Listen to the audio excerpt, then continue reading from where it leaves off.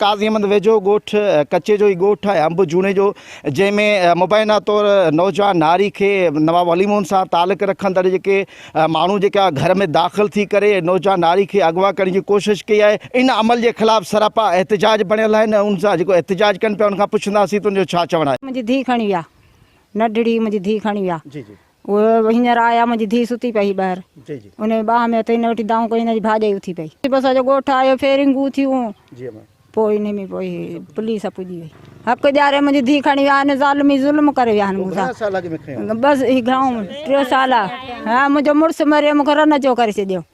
ज़ालिमनि ज़ुल्म कयो आहे जा, अञा उहो फस्तो पियो आहे त वरी ॿी अचे छोकिरी खई अथनि। छो मुरड़ियूं कई, मुंहिंजी भाॼाई उथी पई, पोइ वरी मुंहिंजो भाउ जागी पियो, उन ॿ खयसि।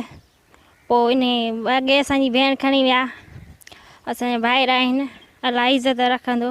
अॼु राति जेको 12:30 बजे ही आया आहिनि, अचे असांजी छोकिरी खई। मुंहिंजी मारोट आहे, मुंहिंजे मामे जी धीउ आहे। हुननि अचे जेको आहे असांजे छोकिरीअ में हथ विधा आहिनि। हुन छोकिरीअ खे खयो आहे, हुन छोकिरीअ दाहूं कयूं आहिनि, हुनजे माउ दाहूं कयूं आहिनि, हुनजे भाइरनि दाहूं कयूं आहिनि। असां पहुची वियासीं बर वक़्तु। असां बराए करम सां आला अख़्तियारनि खां, एसएसपी साहिब खां, वज़ीर आला सिंध खां असां जेको आहे सो मुतालबो था कयूं त असां ग़रीबनि सां इंसाफ़ कयो आहे। हिन महिल ताईं 3 साल गुज़रिया आहिनि, असां सां को बि इंसाफ़ न आहे थियो, न कोर्ट ने इंसाफ़ कयो आहे। हिते फेर थिया, दाहोड़ थी वई, असां भॼी आयासीं ॻोठाणा। ॿिनि खे असां ॿधी विधो। ॿिया 3 ॼणा जेके हुआसीं थोरो हटिल हा, वठी फेरिंग कयूं, राति ऊंदा ई 3 भॼी विया।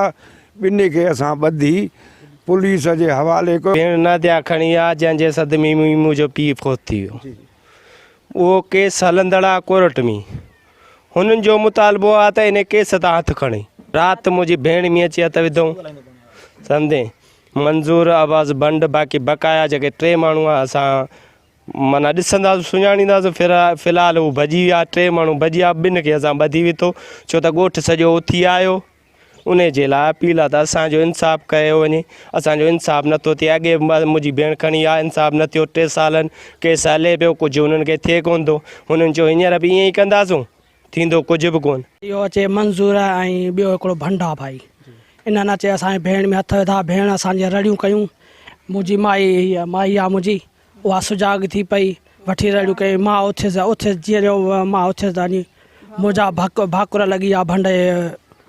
पोइ वरी वठा थी वई, कुझु धका धुकी थी वई, कुझु असांखे बि धका लॻा, कुझु हुनखे बि धका लॻा। नाज़रीन, काज़ी अहमद वेझो कचे जे इलाइक़े ॻोठ अंब जूने जो में जेको गुज़िरियल राति हिकु वाक़ियो पेश आयो आहे, जिते नौजवान मक़ामी नारी आहे, उनखे मुबैना तौर अगवा करण जी कोशिशि कई वई आहे। नवाब वलीमोहन सां ताल्लुक़ रखंदड़ 2 जेके अब्बास भंड ऐं ॿियो कालू जेको कल्होड़ो ॿुधाए पियो वञे, उहो जेको हिते पहुची उन जेके घर में दाख़िल थी करे नौजवान जेका नारी आहे उनखे मुबैना तौर अगवा करण जी कोशिशि कई आहे। हिन मुतालबो कयो आहे त उन जवाबदारनि खे केतिरे किरदार ते पहुचाए, केस दाख़िल करे ऐं सख़्तु सज़ा ॾिनी वञे ऐं असांखे इंसाफ़ फ़राहम कयो वञे। कैमरा टीम सां गॾु अलारिक सियाल, टाइम न्यूज़, काज़ीमंद।